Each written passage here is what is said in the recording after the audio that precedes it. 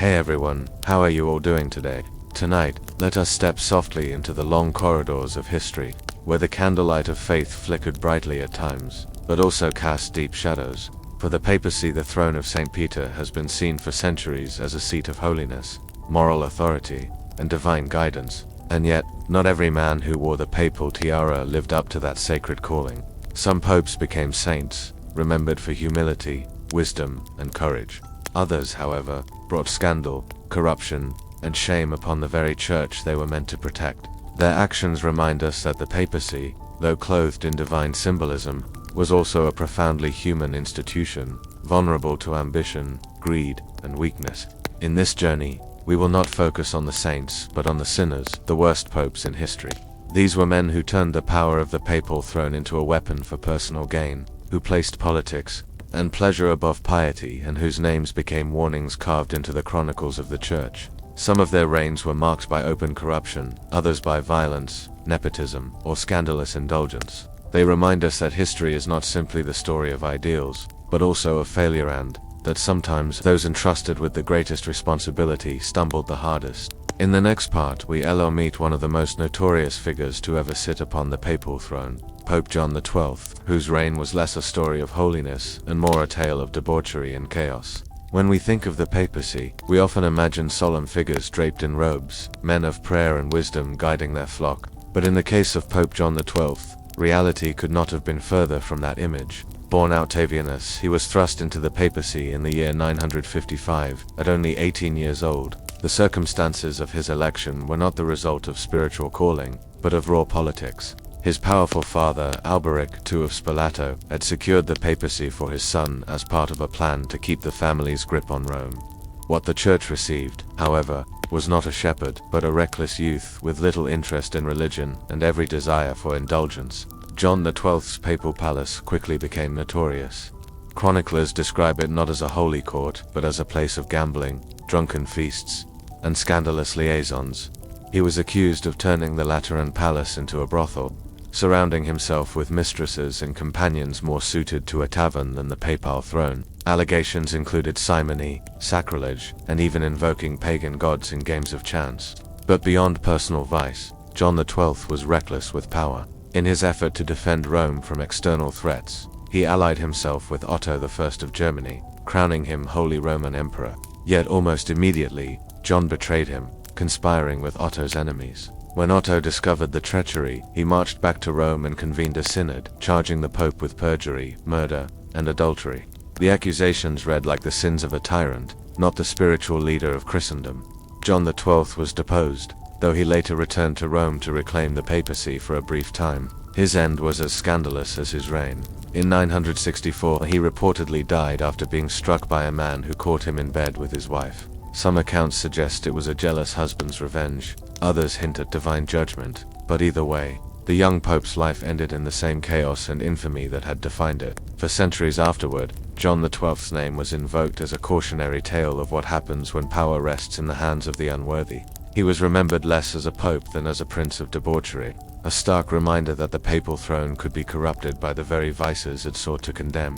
If John XII embodied reckless youth, then Pope Benedict IX took corruption to an entirely new level.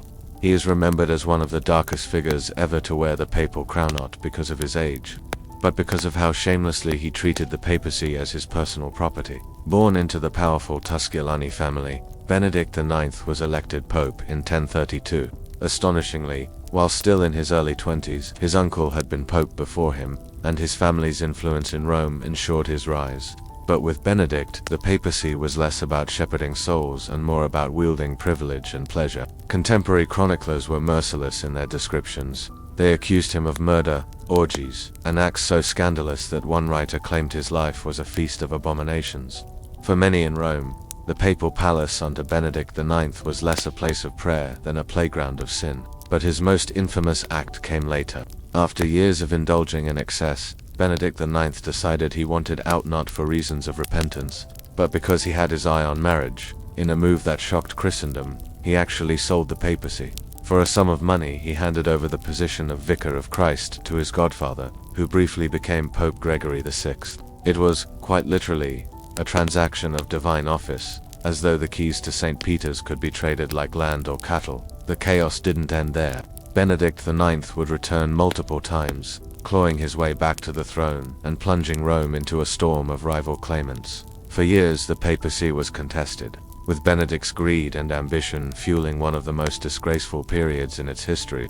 His reign and the confusion he left behind eventually led to intervention by reformers, who sought to cleanse the church of its corruption, but the damage was lasting. The memory of Benedict IX haunted generations as the epitome of a pope who had no concern for faith, only for fortune and desire. In the words of later historians, he was not merely a sinner who happened to be pope, he was a pope who turned sin into policy, leaving behind a legacy of disgrace that no amount of prayers could erase.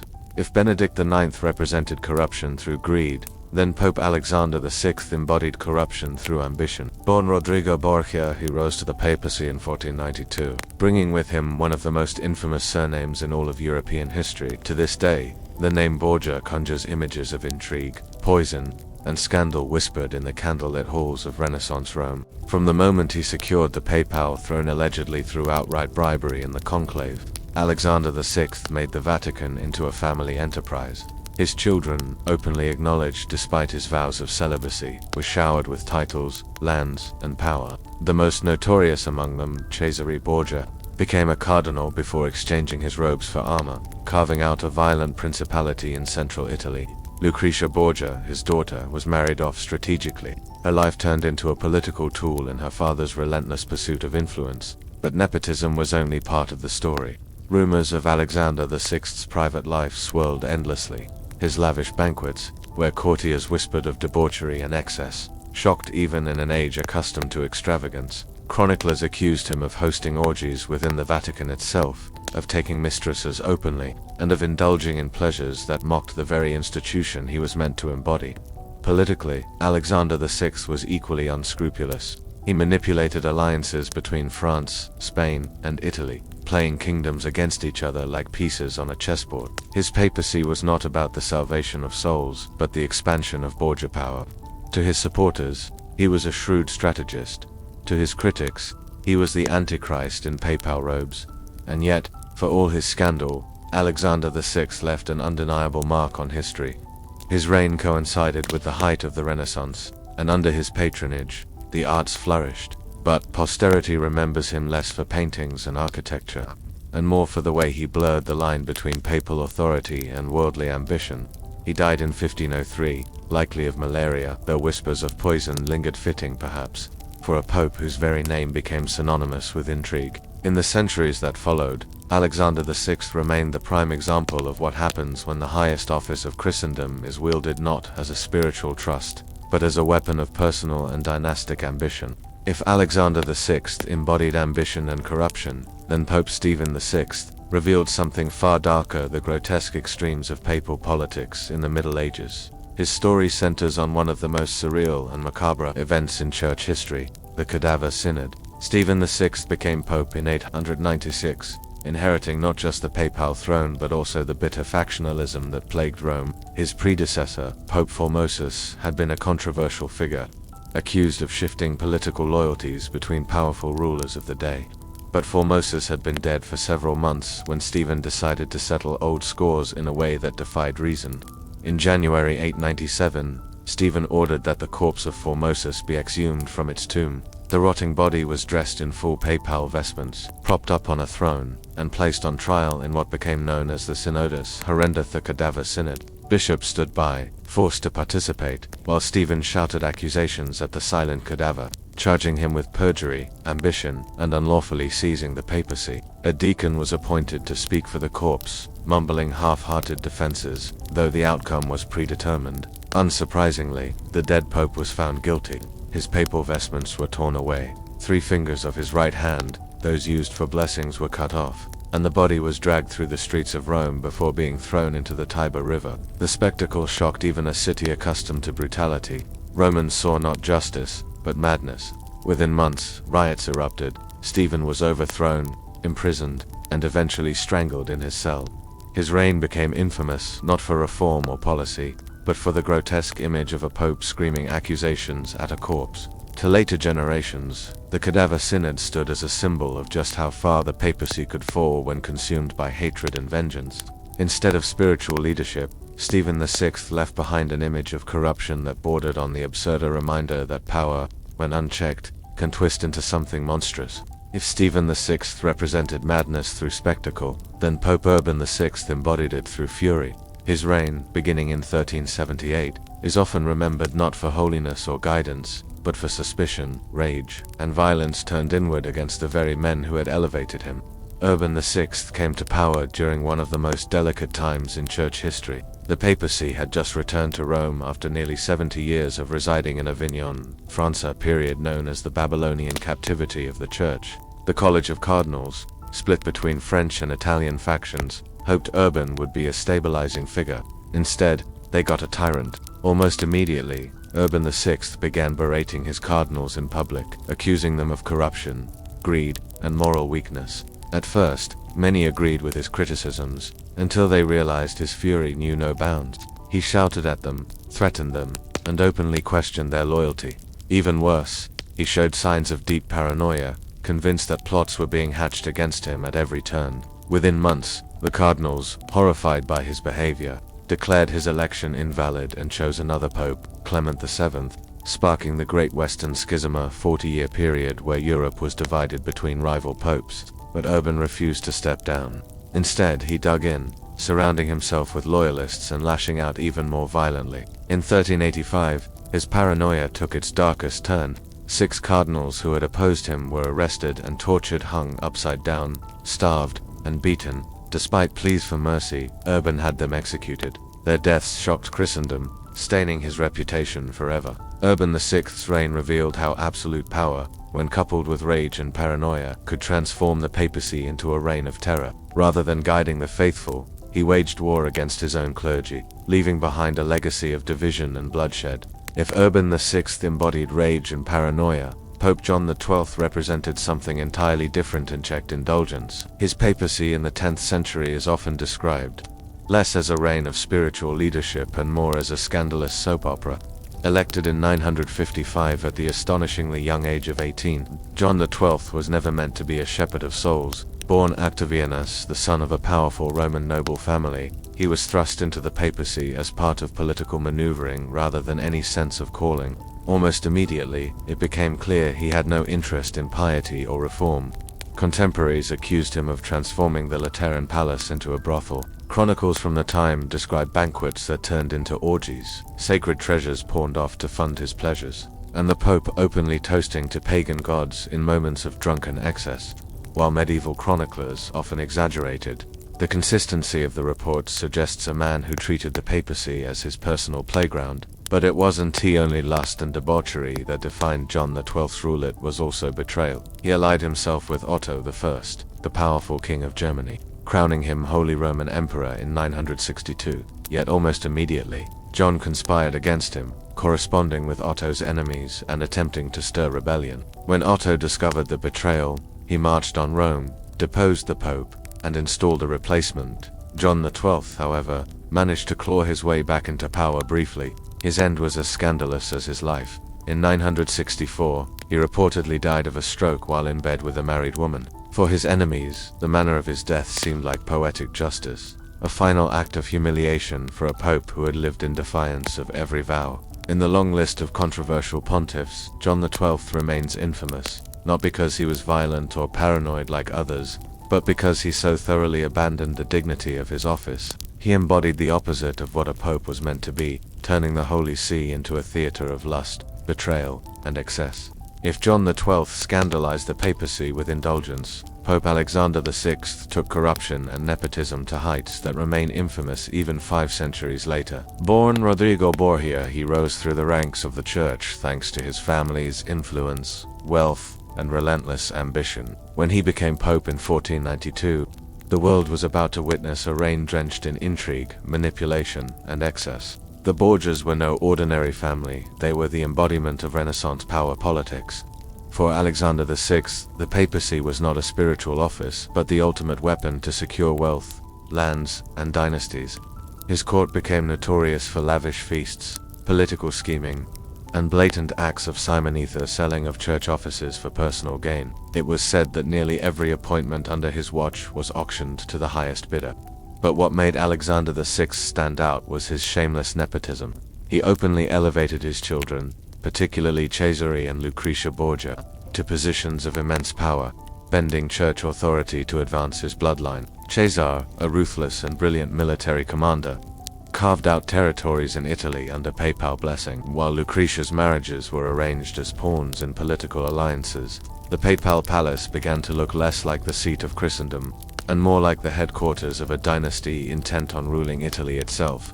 Scandals flourished. Whispers of poisonings, murders, and debauchery swirled around the Borgias. Whether all the rumors were true or not, the perception of corruption was undeniable. Even contemporaries remarked that Alexander seemed more like a secular prince than a spiritual shepherd, caring little for the church's moral authority as long as his family's power grew. Yet, it must be said, Alexander VI was not incompetent. He was a master manipulator of politics, forging alliances and navigating the dangerous rivalries of Renaissance Italy with cunning skill. Under his papacy, Rome saw a flourish of art and culture, funded by his coffers, but this cultural legacy was forever overshadowed by the dark stain of corruption. When he died in 1503, likely from fever, but rumored by some to have been poisoned, few mourned. His name became synonymous with the worst abuses of the papacy. A pope remembered less for his accomplishments than for the sordid dynasty he left behind. If Alexander VI represented nepotism and corruption, Pope Leo X embodied the glittering excess of the Renaissance papacy. Born Giovanni de' Medici, son of the powerful Florentine banking dynasty, Leo was elected pope in 1513. From the very beginning, his reign was marked not by spiritual reform but by extravagance and a seemingly insatiable appetite for luxury. Leo once famously declared, "God has given us the papacy, let us enjoy it," and enjoy it he did. His papal court became a stage of dazzling feasts, hunting expeditions, theatrical performances, and patronage of the arts. He spent immense sums commissioning works from masters like Raphael, turning Rome into a hub of Renaissance brilliance. To his admirers, he was a cultural benefactor who elevated beauty and creativity to divine heights. But there was a darker side. Leo's lavish lifestyle quickly drained the papal treasury. The Vatican was nearly bankrupt under his watch, forcing him to find new sources of income. This led to one of the most infamous practices in church history, the aggressive sale of indulgences. Indulgences originally intended as spiritual remissions of penance became, under Leo's papacy, a blatant money-making scheme. Priests and envoys traveled across Europe, selling salvation to anyone with enough coin. The proceeds were used to fund Leo's projects, including the construction of the magnificent St. Peter's Basilica. This practice outraged many, none more so than a German monk named Martin Luther. In 1517, Luther nailed his 95 Theses to the church door in Wittenberg, denouncing indulgence sales as spiritual corruption. That single act ignited the Protestant Reformation, a movement that would fracture Christendom and permanently alter the course of European history. Leo X underestimated the fire he had unleashed. Rather than addressing the grievances, he dismissed Luther as a drunken monk who would change his mind once he sobered up. Instead, Luther's ideas spread like wildfire, challenging papal authority and undermining centuries of Catholic dominance. By the time of Leo's death in 1521, the church was already splintering. His legacy, therefore, is double-edged. He fostered a golden age of art and culture, yet his greed and short-sightedness helped give birth to one of the greatest religious upheavals in history. If Leo X symbolized indulgence and Pope Paul IV embodied something far harsher: rigid fanaticism and authoritarian rule. Born Gian Pietro Carafa, he became pope in 1555, a man already known for his severity and uncompromising spirit. Unlike some of the more worldly pontiffs, Paul IV did not indulge in luxury or excess. Instead, his papacy became synonymous with fear, control, and the dark shadow of the Inquisition. Carafa had been one of the founders of the Roman Inquisition, and once he ascended the papal throne, he unleashed it with brutal force. He pursued heresy with a zeal that consumed Rome and much of Catholic Europe. Accusations of unorthodox belief or even mere suspicion could result in imprisonment, torture, and death. Under Paul IV, the Inquisition became a weapon not only against Protestants but also against intellectuals, Jews, and anyone who dared challenge papal authority. His harshness extended beyond doctrine. In 1559, he ordered the creation of the Index Librorum Prohibitorum, the infamous Index of Forbidden Books. Works by humanists, scientists, and reformers were banned, their authors silenced under threat of persecution. Even texts by great thinkers of the Renaissance, admired across Europe, were condemned. To Paul IV, knowledge itself was dangerous if it strayed beyond the rigid boundaries of orthodoxy, nor did his severity spare the Jewish community of Rome. He confined Jews to a walled ghetto, forced them to wear distinctive clothing, and restricted their professions. What he considered defense of the faith, history remembers as cruelty and oppression. Ironically, his reign, intended to strengthen the Church, often undermined it. His inflexibility alienated many Catholics, while his draconian policies pushed more people into the arms of Protestant reformers. His papacy left Rome not uplifted, but suffocated under fear.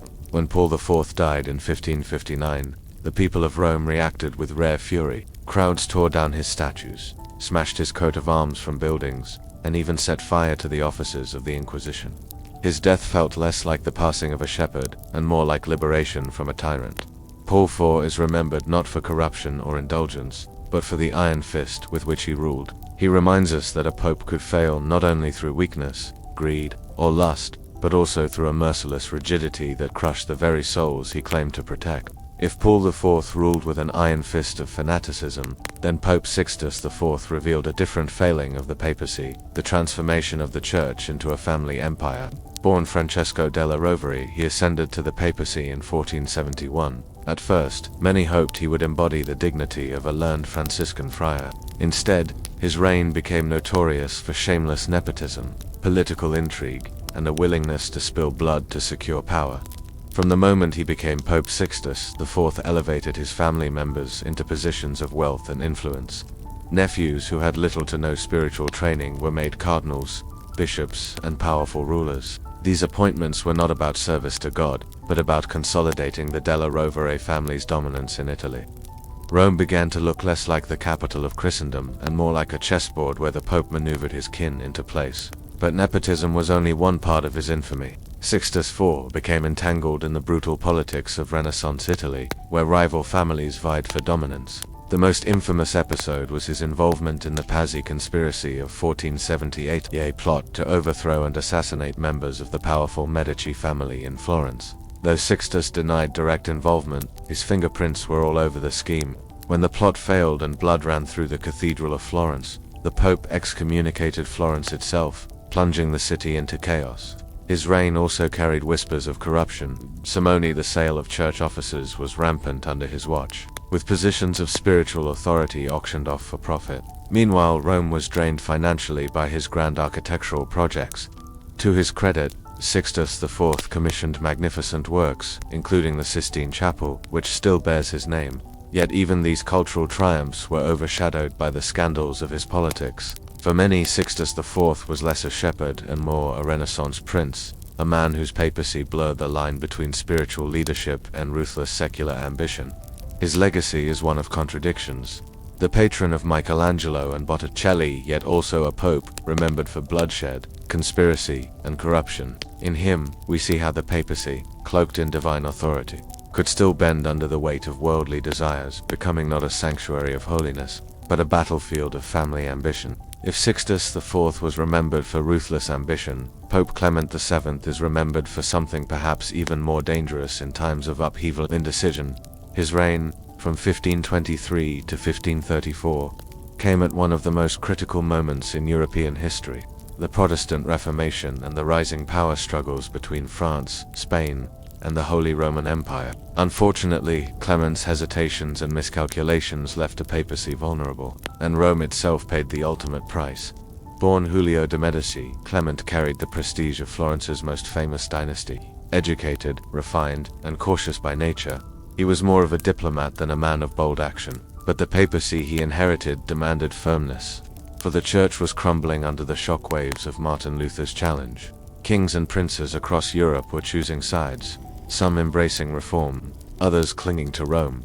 Clement, instead of leading decisively, wavered between alliances. At first, he leaned toward France, hoping to counterbalance the growing power of Charles V, Holy Roman Emperor and King of Spain. But then he shifted. seeking Charles's favor only to drift back again toward France.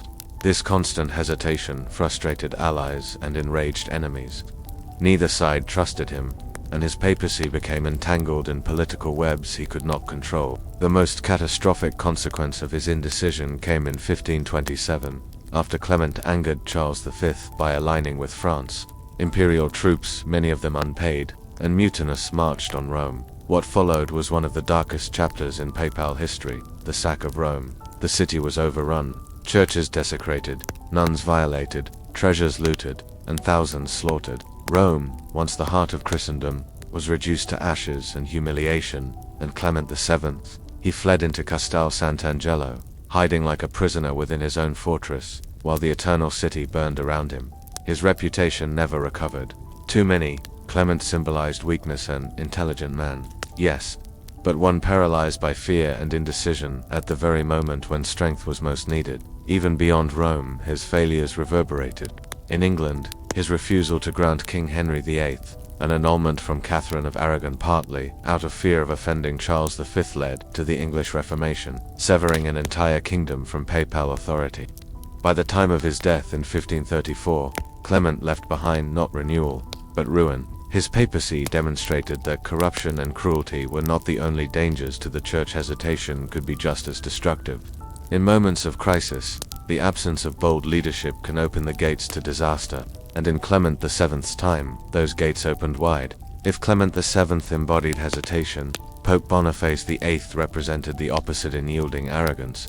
His reign from 1294 to 1303 was marked not by weakness, but by an uncompromising belief in papal supremacy. To Boniface, the Pope was not just the spiritual leader of Christendom, but the master of kings and emperors themselves. And this pride would ultimately lead to one of the most dramatic downfalls in papal history. Boniface VIII came to power in the wake of a strange episode. His predecessor, Celestine V, a humble hermit who had reluctantly accepted the papacy, abdicated after only 5 months. Some suspected Boniface had manipulated him into resigning, clearing his own path to the throne. From the very beginning, Boniface carried himself not as a servant of Christ, but as a monarch draped in divine authority.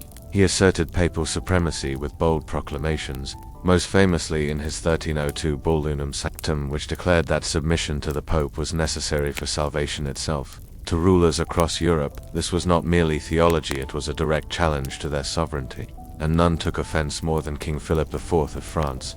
The clash between Pope and King escalated quickly. Boniface excommunicated Philip, declaring his rule illegitimate. Philip, in turn, accused Boniface of heresy, corruption, and even sorcery. Tensions boiled over in 1303, when Philip's agents stormed the papal residence at Anagni, capturing and humiliating the aging pope. Though he was soon freed, the ordeal broke him. Boniface VIII died within weeks, his pride crushed, his authority shattered. His downfall was more than personal, it marked a turning point in history. Never again would the papacy wield such unchecked dominance over kings. The image of the Pope as the unquestioned ruler of Christendom died with Boniface, replaced by a church forced to contend with the rising power of nations. As we walk back through the dim corridors of history, we see that the papacy has always been more than a throne. It has been a mirror reflecting the highest hopes of faith, but also the darkest flaws of humanity. The worst popes remind us that even within institutions clothed in divine authority, men remain fallible. Their greed, their rage, their lust, and their hesitation could shake empires, topple cities, and fracture faith itself. And yet, there is a paradox here. Even as the papacy stumbled, faith endured. Cathedrals continued to rise, prayers continued to ascend, and millions found comfort in belief. The sins of leaders could not extinguish the longing for transcendence within the human soul. Perhaps that is the lesson these dark chapters leave us with, that power without humility corrupts, that arrogance without compassion destroys, and that no office, no matter how sacred, is immune to the weaknesses of flesh and pride. But also, that within every shadow, light persists.